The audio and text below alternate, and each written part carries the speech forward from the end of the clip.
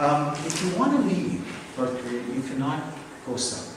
So the area between North and South Korea is arguably one of the most militarized in the world. There's a stretch that's 150 miles by a few miles. It's full of landmines. It's completely militarized. Apparently, some soldiers have been able to navigate it.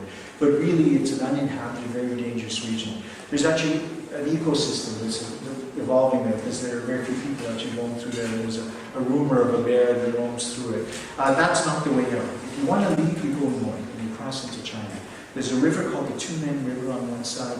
You can see that it's narrow enough that you can wade through in the summertime. In the winter it freezes over and you can cross. China's apparently building a wall on the Chinese side that makes it more difficult to leave.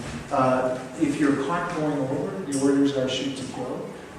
If you're caught and haven't made it back, at best you're tortured. But if there's any sense that you're trying to make it to the West or make it to South Korea, you are put in North Korea's infamous political prison camps. But it's not just you, it's you and 3 generations of your family. So the decision to leave really does compromise the people you've left behind. It doesn't end there. If you make it to China, China doesn't consider you to be a political refugee. They consider you to be an economic migrant. And thus, if you're caught, you're sent back.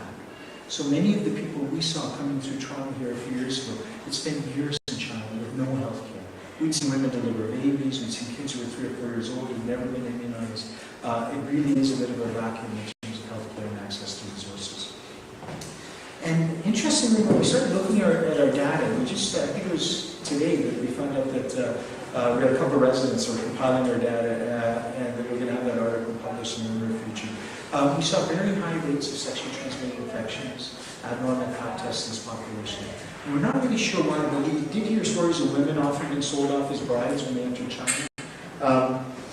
We know that there was a constant fear of being found. There was tremendous anxiety for people who were in China, and they had limited or any access to health care. There was a really interesting number of different people, mostly evangelical Christians, who developed an underground railroad to get people through China. So although religion was considered to be illegal in North Korea, people seem to recognize once you cross the border in China, if you see the cross, you go. The best people will give you some food and send you on your way. But there was actually a formal underground railroad system. People would take you, move you on to the next safe house, and people have actually been helped get through China by these church groups. There's actually an American person of Korean descent that was sentenced to 4 years in prison in China for being involved in these underground railroads. Our experience in Toronto, we saw a lot of women and children. We didn't see very many single men. We certainly saw some families. They were a very polite culture, and I would say a very stoic culture. It was very hard to get into the stories. But what was interesting is part of our job, we take a family history. And often that was our access point, because people would say, yes, I had children, but 2 died. My wife died. It was often a segue to some of those traumatic histories.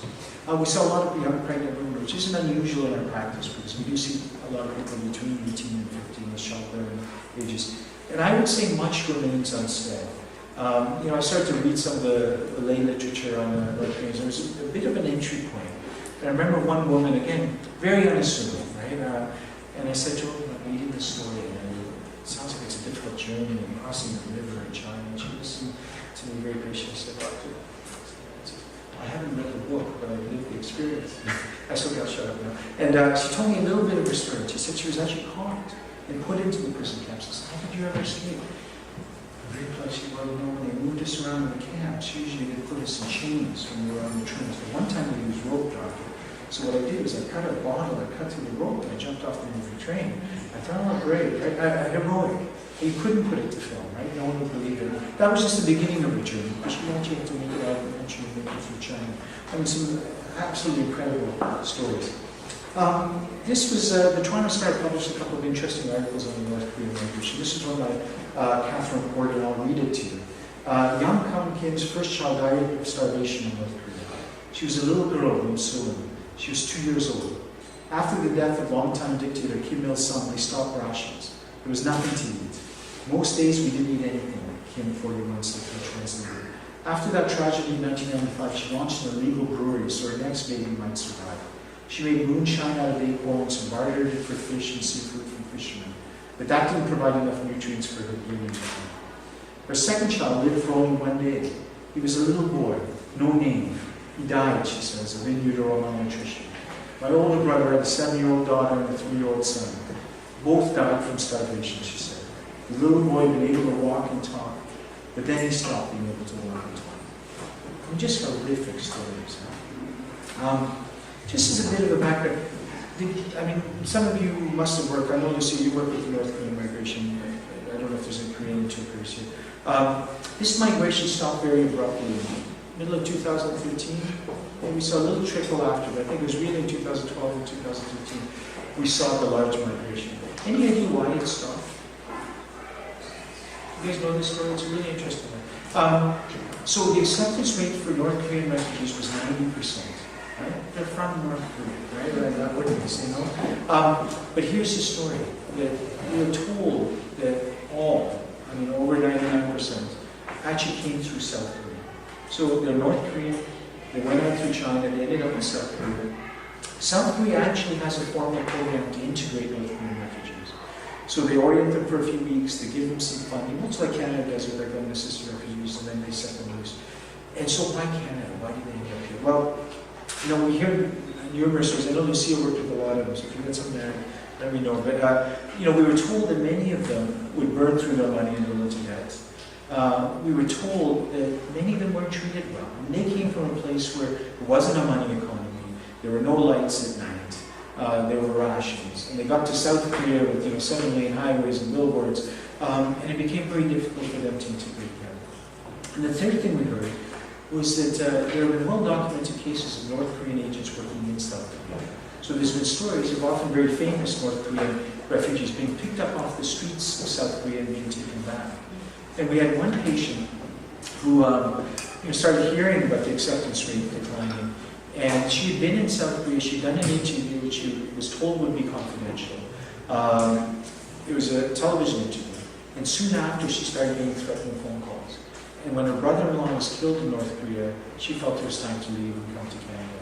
When she started to look at what was happening here and recognized that she was very unlikely to be accepted here, she was ready to jump off the down. Actually, we saw her that she had to admit her down. Interesting enough, the way it's explained to me, the Immigration Refugee Board must have known they were coming through South Korea. It didn't make sense for them to be coming directly from China. Right? It would have been a very dangerous trip. They didn't speak Chinese fluently enough. If they were caught, they were being sent back to the political prison camps. They must have known, but they're willing to turn a blind eye because they're North Koreans. Right? It was the Federal Minister of Citizenship and Immigration who actually personally appealed a positive decision. Very rare for a minister, pointing out the fact that people are actually coming from South Korea and should be treated as South Korean citizens, not as North Koreans. So the acceptance rate went from 90% to 0. Last year was 0%, and I think the word got around in the community, and people just have started coming. All right, so health insurance for refugees. Have all of you heard about the cuts to refugee health insurance? That came out? No? Okay. So just as a bit of a background, the federal government, so as you know, most of us are covered by the provincial health insurance through OHIP. Refugees and refugee claimants are different. So refugees, when they arrive here, the government-assisted refugees and privately sponsored refugees also do have a role. But they're also covered by federal government insurance called the Interfederal Health Program. Okay?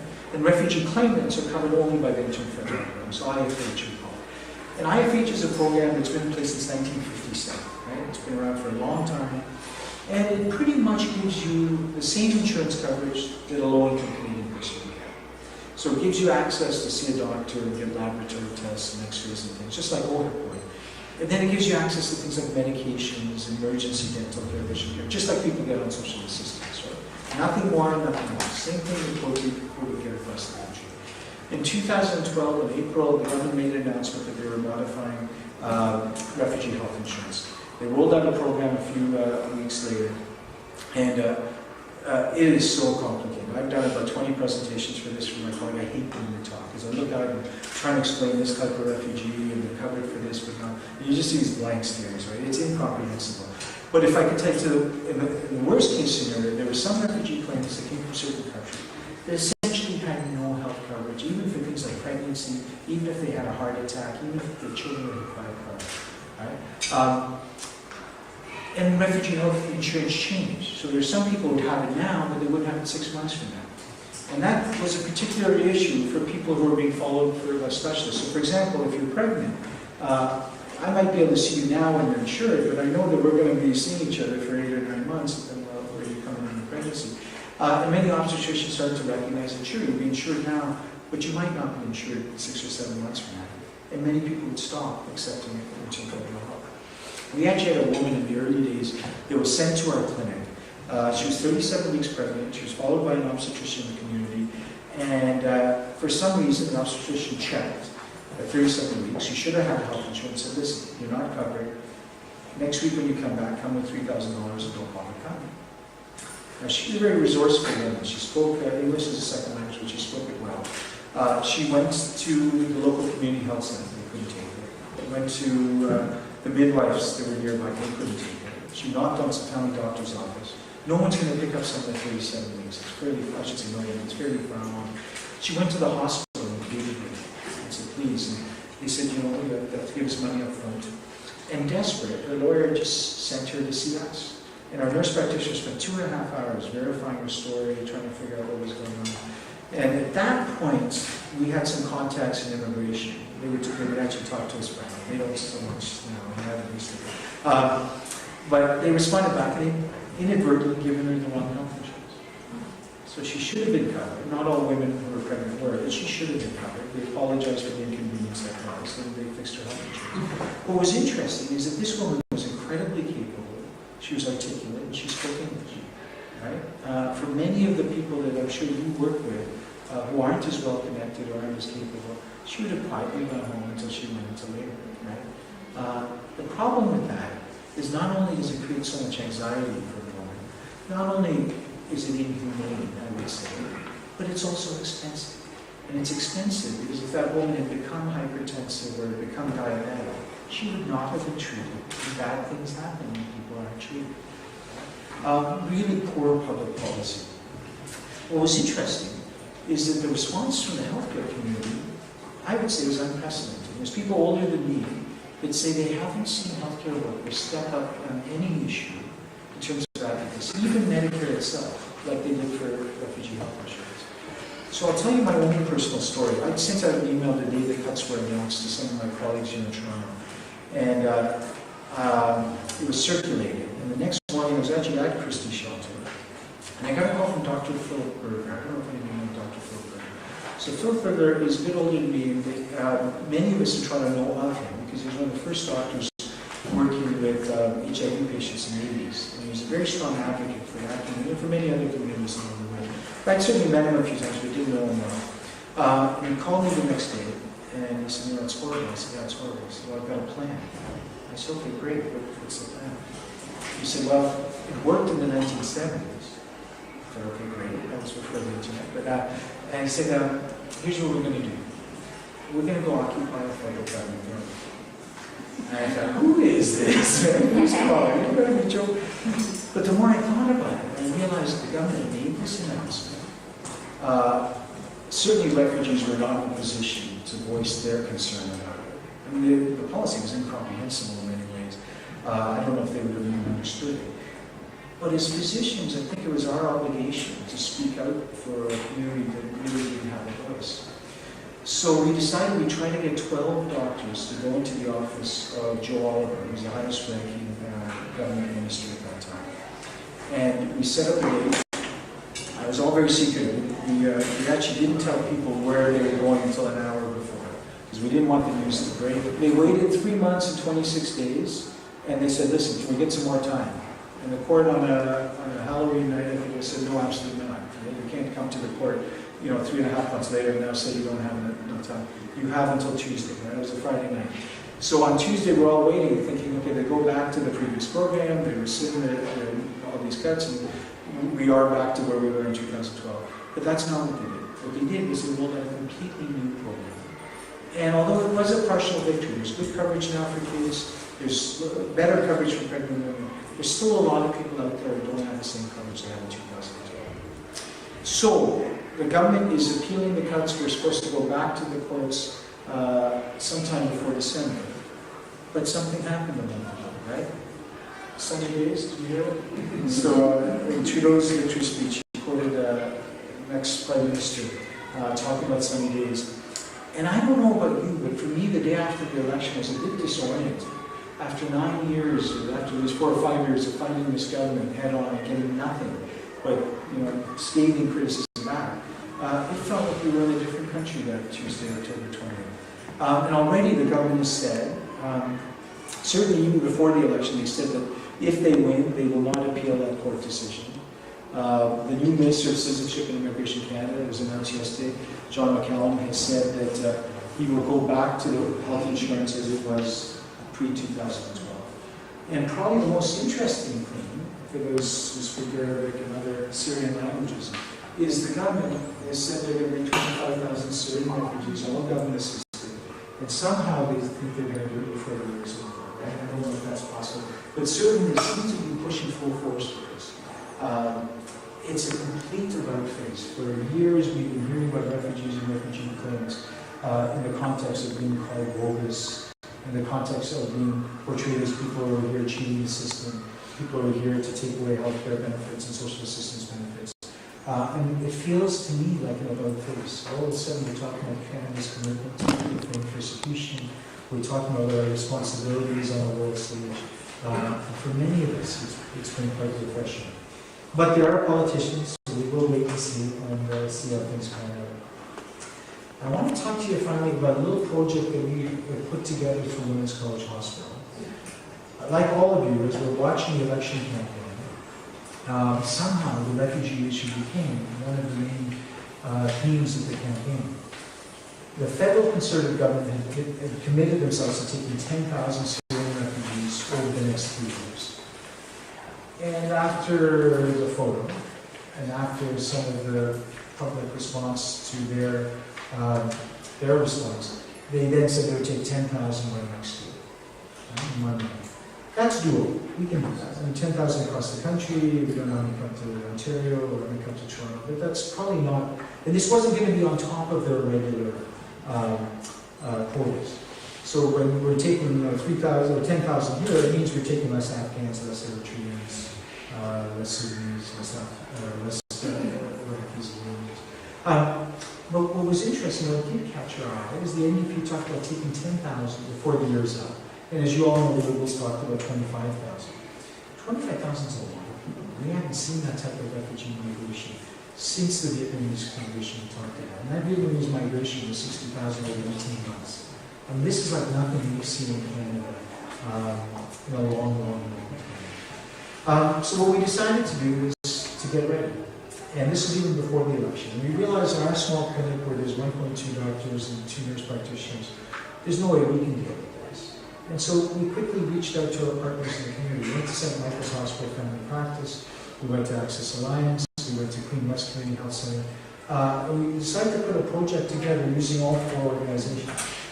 And what we decided to do was to run weekly clinics for any surge in Syrian refugees. So if we're getting 1 family or 2 families, business as usual. But if all of a sudden we hear a plane's coming with 400 refugees from Syria, we would put aside clinics. We do them once a month at each site, and it happened every week. Those people would stay in their practice in each day first sleep. We've already contacted our specialist friends, and so we will have pediatrics backing us up, psychiatry, general surgery, obstetricians and gynecologists, infectious disease folks. All that backup would be in place. And we actually decided, well before the election, before the 25,000 number gets thrown around, that we'd start the clinics on October 26th. So we actually had a clinic on October 26th, no one came. We had one on no one came. The surge has not started. And we've been told probably not to expect much until the new year, at least in terms of privately sponsored refugees. We keep hearing about this 25,000, right? And so, John McCallum was announced yesterday. This morning he said 25,000. By January 1st, he said 25,000. I have no idea how they're going to do it. But I think many of us feel if they're actually going to do that, they would need the military involved. They'd be airlifts, they'd have to house people, they might use military physicians, and our clinics might not be necessary. The real story, I'll share it with you guys the real story. The reason we started early on these clinics, because we have no idea how many, when, whatever it was, is we wanted this in place before the election. Because we started hearing from the 20,000, there's security issues, there's health issues. And we wanted to say, listen, in terms of health, we're ready. Let that not be an issue, right? And we can figure out the other stuff. The health should be an issue. And we just don't know. So, we were told a family of 15 arrived at Police-Hill, that they went to Peterborough. There's another family that arrived at one of the further north. So we've sort of been sitting on the edge, waiting for this new government, for someone to tell us how many and when. But when they come, we're hoping we can say, at least here in Toronto, we will be ready. What we're going to do in the clinic is we're going to do full primary care. But as all of you know, through your work, there's a number of issues that newcomers struggle with. The diabetes patient arrives and they can't get the same medications here, or they didn't bring enough to cover them for a couple of months. So coordinating people with chronic disease and getting them integrated into the system is really important. Dealing with acute concerns. So we know that, with Syria, we actually had a very good healthcare system until 4 or 5 years ago, and then it disappeared. So we know there will be people who haven't been taken care of for the last years. There'll be children who aren't vaccinated. There'll be people who have diabetes who haven't been taking their medications. There'll be people with heart disease who aren't on optimal treatment. We know there will be acute concerns. We're very big in terms of screening. So the people you work with, if they're new refugees here, about 5%, 1 in 20 of them will have hepatitis B vaccine. And it's as high as 10 to 12% in some populations. That's why all of you got your hepatitis B vaccines, right?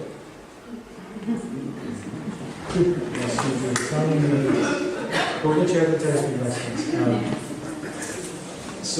Hepatitis B is not just scary. Hepatitis B is transmitted like HIV, so it's really close contact, but it's much more contagious, right?